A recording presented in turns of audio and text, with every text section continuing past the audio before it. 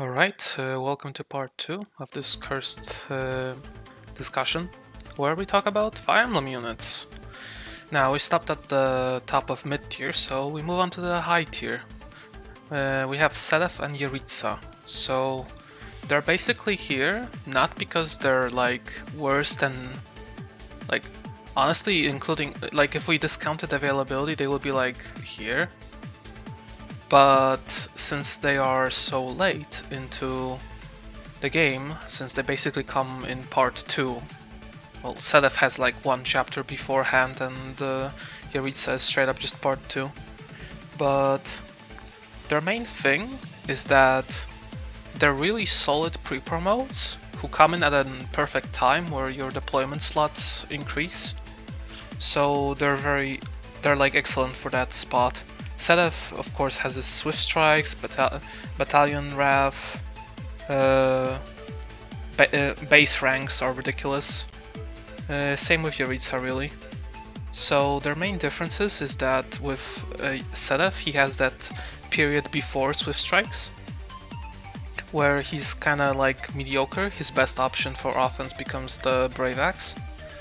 Whereas, Jeritza is ironically like fast enough to double stuff on Maddening, and then he gets Darting Blow, which is even more dumb, and his ranks are also really inflated. Seteth does have the advantage of authority, but Jeritza already has B rank at base, so despite the Bane, it doesn't really matter. They're basically just, you know, solid late game units who you really want to use. Like, don't sleep on them, please, I beg you. Then we move on to Constance. She is basically the picture of a dark flyer, and even without that, she wants accuracy boosts in the form of hit plus 20 or uncanny blow, but she really works with them because of bolting, which has 2 uses at base and 4 if doubled. Thimble Weather is a powerful spell, but it requires hit accuracy support. And then Fire and Sagittae are a good combination overall. Rescue on B rank is really nice, even though she doesn't have a Faith Boon. Having B is enough, so that's nice. No Physic or Recover, but whatever, it's good enough. So yeah, she's basically a female offense mage with some nice perks to her. I should mention that since she's also an Ashen Wolf, you can recruit her without having to suffer through the early game of halved spell uses. So that's nice. Then with Linhardt, he's basically the ultimate healer in 3 houses, because while his spell list in Faith is basically similar to Mercedes's, he has Warp in that last slot instead of Fortify. So with that, he can... Like, Warp is more than just a machine to skip maps. You can use it to position your units around the battlefield better. You can use it to, like, kill a ballista and then canto out of there. There are a lot of applications of Warp, and the better you get, the more uses you get out of it. So even if you're, like, routing all the maps as a personal challenge, for example, Warp is still insanely useful. So don't sleep on it. And then his offensive spell is actually surprisingly good. Wind and Cutting Gale are really good spells early on. And then Excalibur is a nice spell for A rank, whenever he gets that. He is male, so no Gramarye, but Bishop is fine as it has healing plus 10, which he wants to combine with the healing staff for basically having his physic top off everyone. Now we have Happy, who's basically Linhardt, sacrifices Faith Boon, but has better offense because she also has her offensive spell list is dark, and it includes Swarm, speed reduction, Banshee. Banshee like lowers enemy movement by 5, which in early game is a stun lock. She can be recruited in chapter 3 for free D rank, and her personal skill is really nice because it allows you to bait monsters even with Impregnable Wall or something, or the Seros Shield actually, really useful in Azure Moon endgame. The low authority is a problem, but I guess if you can stomach sacrificing her offensive prowess a bit, you can give her the E rank stride battalion, and then she's like set. Exhaustive strike is actually a surprisingly niche option, because like you would think that it's just terrible, but then you realize that her yeeting a Steel X Plus at a wolf or something with it is quite some damage, so it could be useful in a pinch. She also starts with Tempest Lance, hilariously enough, so yeah, she's basically... well, she's not totally better than Linhardt, because Linhardt does get his Faith ranks faster, but overall she should surpass him. Then we have Hilda and Petra, basically the offense female flyer. Out of house Ingrid would be like here, basically. Where was she? I think here. So basically the two of them are built for Wyvern Lord with the Death Blow, Darting Blow, hit plus 20 combination and Axe Prowess. The reason they're separated is because Hilda has worse boons overall. She can get Tempest Lance by chapter 2. But on the other hand, Petra can get D-bows by chapter 2 with the mini bow, which helps her just tank enemies with her AS rather than hitting hard, which is already covered by other units. Hilda does have the supportive personal, but another thing is that like Petra can also because of that bow boon, she can actually invest into bows a bit.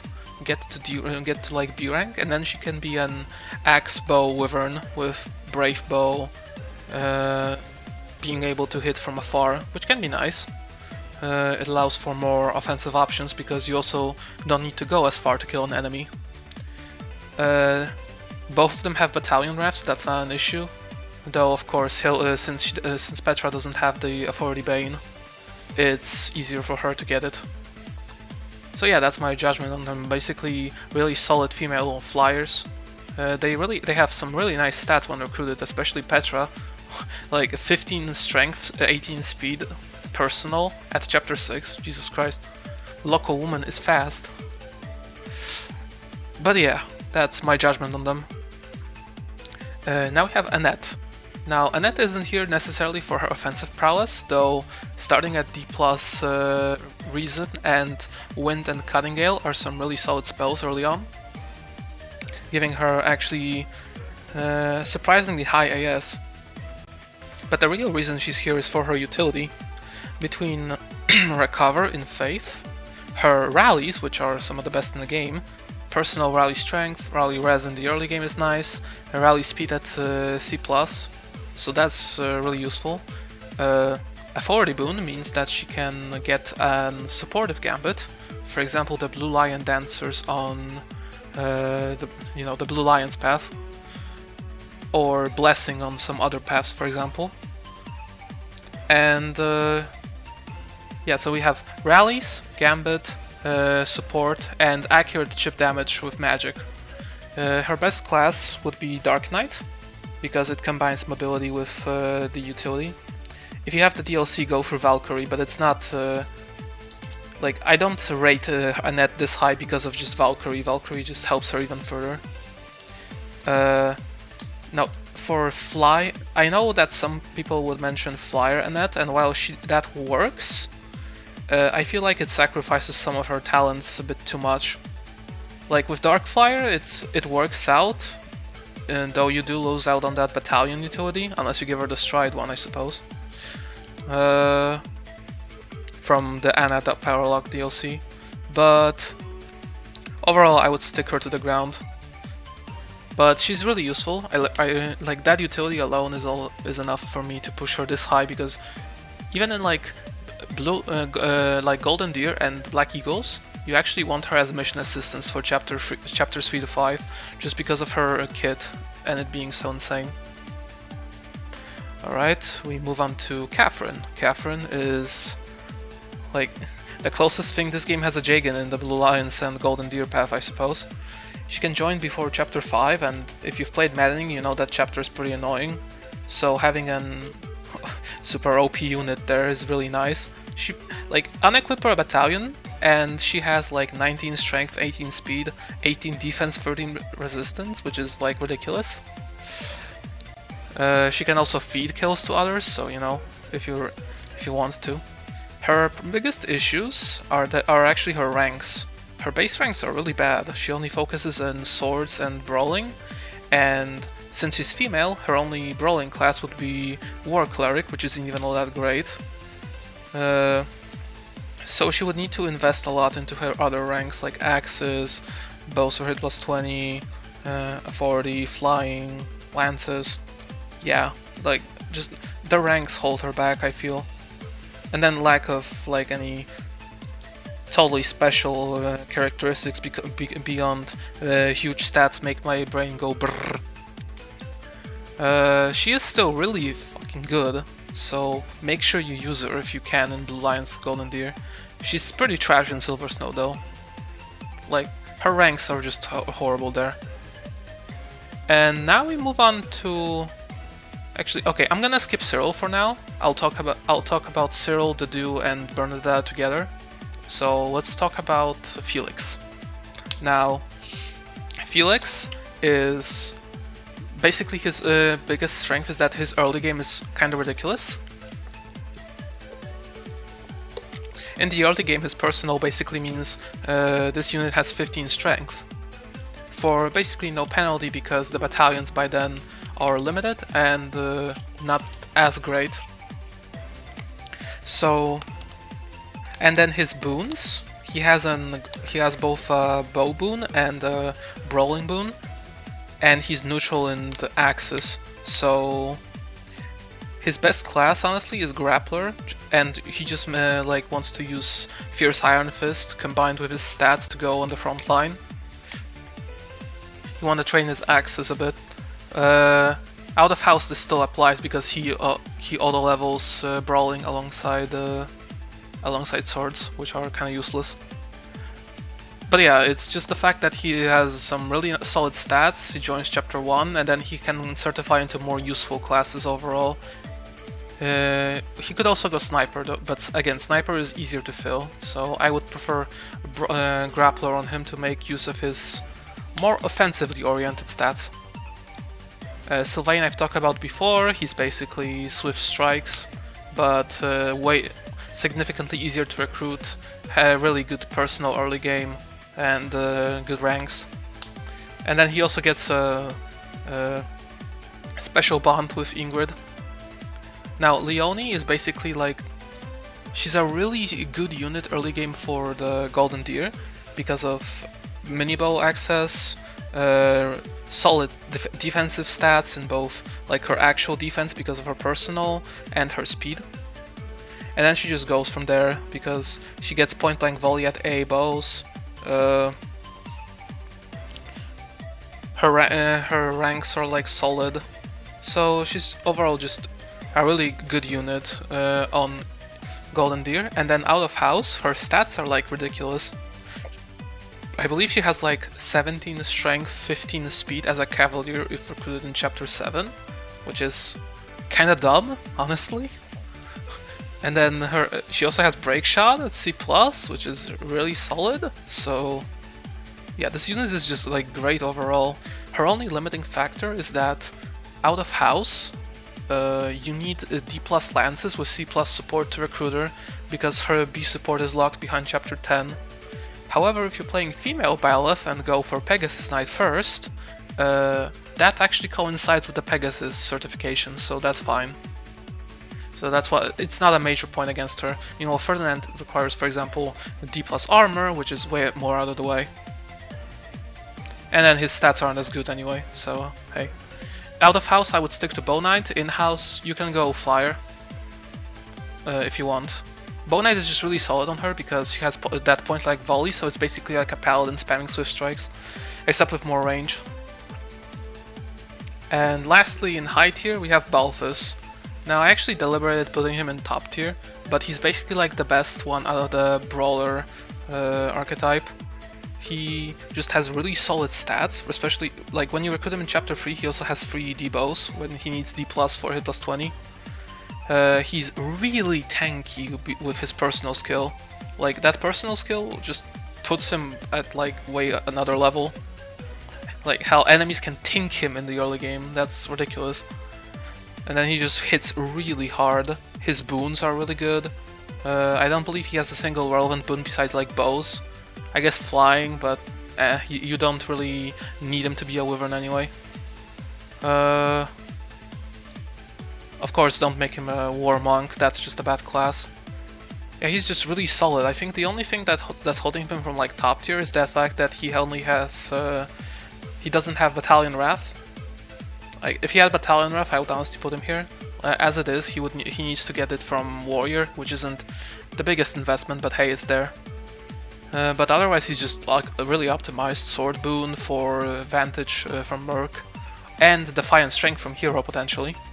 Axe boon, Brawling boon. Authority Neutrality, and he actually has Rally Strength, which is really useful for Black Eagles, for example, who lack a natural user. Anything else? Not really. Dedue I'm gonna talk about here. So, yeah, that's it for high tier, and now we move on to the best of the best. Starting with, of course, our favorite diarrhea person. Or sorry, not diarrhea, diabetes. Thank you, Rengor. Very cool. Yeah, Lysithea. So why is she in top tier? She's in top tier because her spells are like ridiculous. Honestly, we combine Swarm, which lowers enemy AS, which can be useful against, for example, monsters if you want to steal.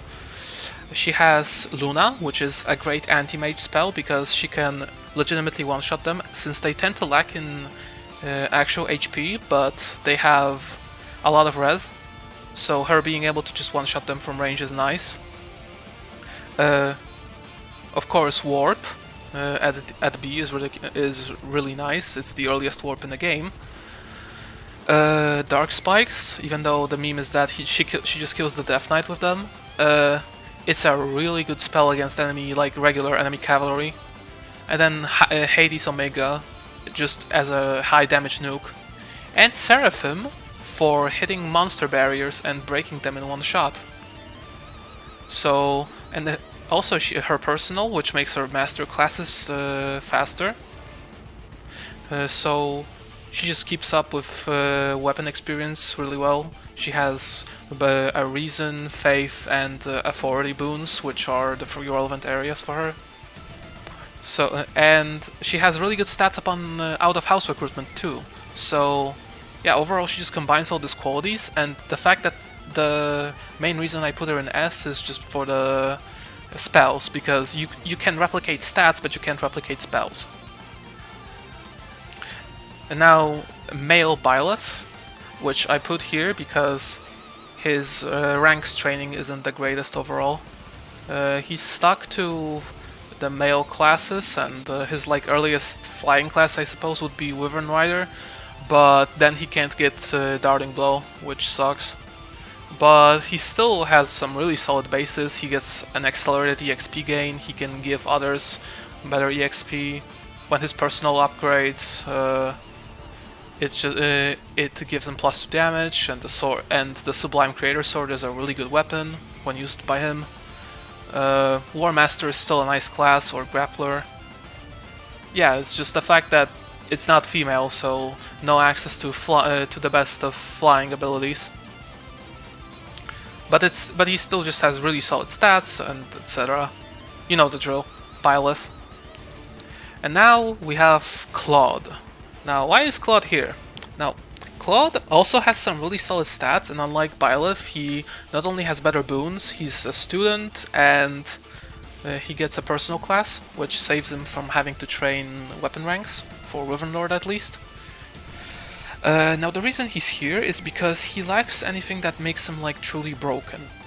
He doesn't have early Hunter's Volley, or the Battalion Battalion Vantage combo, or being female and just combining the best skill ranks in the universe. His personal combat arts also aren't all that great. He has Encloser at A, but due to the fact that he doesn't really want to go Bow Knight.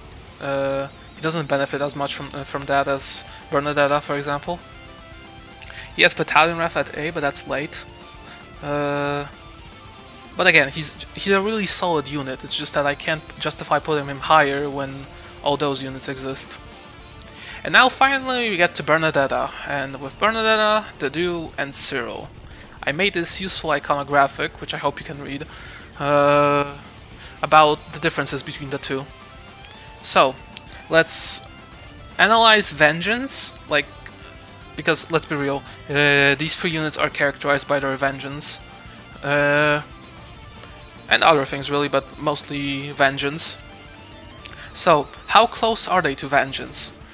They all start at E+ Lances.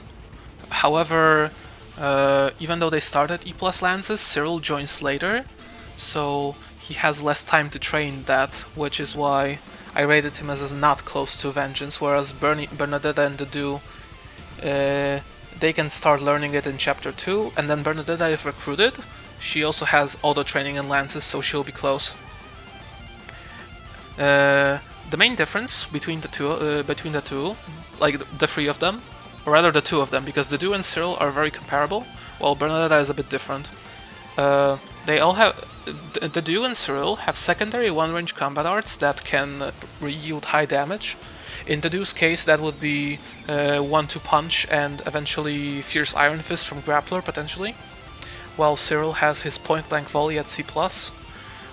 But the thing they lack is secondary 2+ range combat arts in Deadeye and Encloser, which provide additional utility. So while Bernadetta relies more on Vengeance to do her actual damage, she also grants you long-range utility options, whereas they are focused on one-range combat. Now, whether they're bulky or not, Dedue is bulky. No one can deny that. Cyril I put as yellow because he can because to make him relatively bulky, you want him to pass the Armor Knight certification, which he's not far from, as you only need to train his armor rank just a bit and give him an intermediate seal. While Bernadetta is just not bulky at all, but that's fine. Battalion Wrath is a thing you can combo with Vengeance, since you'll be at low HP. So you'll be at low HP, so you can utilize the Vantage Battalion Wrath combination to both have an excellent player and enemy phase. Cyril has Battalion Desperation, so he doesn't count. Bernadetta and Dedue both have Battalion Wrath. An important factor is also their availability in Chapter 7. Chapter 7 is aka Grunder 1, is the mock battle, and the reason that's important is because there, enemies are actually surprisingly inflated in stats. So Vengeance becomes especially useful because it's a very good tool against deleting enemies with high amounts of stats. And by then, you either don't have Swift Strikes yet, or even if you grinded to get Swift Strikes, you would be liable to not be able to one-round. So Vengeance becomes your best shot at eliminating enemies in just one shot, without having to worry about counterattacks or anything. Especially, for example, the House Lords, like Jesus Christ, Claude, Dimitri, Edelgard. They're scary to go up against. Enemy cast power is surprisingly scary. But yeah, Cyril just straight up cannot take part in this. Dedue and Bernadetta of course can, but of course we come to the available in all routes, which Dedue is only available in Azure Moon. Cyril is available in Blue Lions and Golden Deer. He also joins in Silver Snow, but that's in Chapter 12. Now, people do underrate that Cyril, admittedly. He is not useless. You just want to make sure to get him to Wyvern Rider, and then he can do work already. But Bernadetta is just available to be recruited on all routes. Of course, available for Crimson Flower, Silver Snow, and recruitable in Blue Lions, Golden Deer. And additional utility, which is for example, these two are basically just combat units. Bernadetta also has, for example, Pass, Physic Rescue on her magic spell list. And the higher good mobility because of her boons. So, what is the argument for replacements? Now, Cyril, overall, he's a really good damage nuke, but ultimately, that's all he is, and that's a very replaceable thing in Three Houses. He's a one-range combat unit who will perform really well, even on 0% growths, mind you, but he's pretty one-dimensional in terms of that, so he's still really high, but I would just not rate him any higher than this. Dedue combines bulk and damage potential. So ideally for Cyril, for example, you want to make him a Overlord, right? Because you just attack really well because of flight. You have large mobility, and it utilizes his point-blank volley and vengeance really well. Dedue, I would opt for a War Master build with Wrath Vantage, the regular ones. And then you combine that with Killer Lance, and he basically gains an Omni build for both player and enemy phase.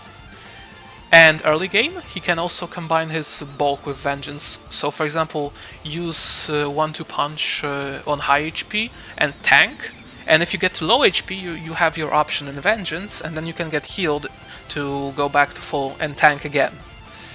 Bernadetta is a strict damage nuke, however, she also has that personal skill, which makes her really good early game. She actually outdamages both Dimitri and Claude at base, because she effectively has 13 strength. But between Vengeance, her additional utility in Pass, Magic if you want to build into that, but mostly Deadeye and Closer. And Closer can shut down enemies really well, especially in Bow Knight, which is the class I would recommend for her overall.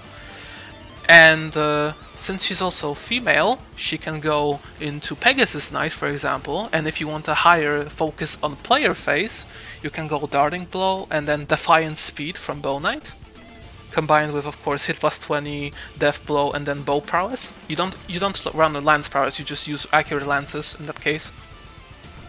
You give her a high accuracy battalion, as it would be especially nice if you can get her Edmund troops, but something like Leicester Mercenaries would work too.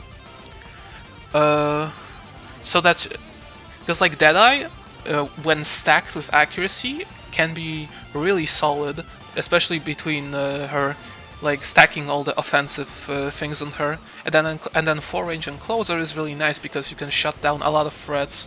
For example, the golems and the white beasts in Silver Snow endgame. So, yeah, that's my judgment. Basically, Bernadetta is like the utility of her is what I like her about the best, and just the sheer damage in the early game, and being available on all routes and contributing to Grunder 1. So feel free to call me out on this, but I believe that this is where she deserves to be. Now, Shamir, basically. You're a Sniper Goth GF. She's a really solid pre-promote that starts in one of the best classes in the game, which is why she's way higher than Catherine. She's always available Chapter 6, you can always recruit her regardless of route. Her personal skill makes her really good for enemy phase in Part 1 actually, because enemy AS isn't ridiculous yet, so with the +4 boost to strength and speed, she can actually one-round enemies on enemy phase, which is kind of crazy in Three Houses, honestly. She has A-rank bows and C+ lances, which also contributes to her being able to reclass to Pegasus Knight if you want. That A-bows means that she only needs to train axes to D+ for Death Blow, and then a 40, and then you can actually go just with bows. And she can actually get to S+ in a reasonable amount of time, which means Bowfair. Or rather, a secondary Bowfair, which you can stack. So yeah, she's just a really solid pre-promote that starts in one of the best classes in the game. And also she has the earliest Hunter's Volley in the game as a result, because since no one else will be able to qualify into Sniper by then, she'll be the first one to get it, really. And then also, her other arts are actually good, because she also has...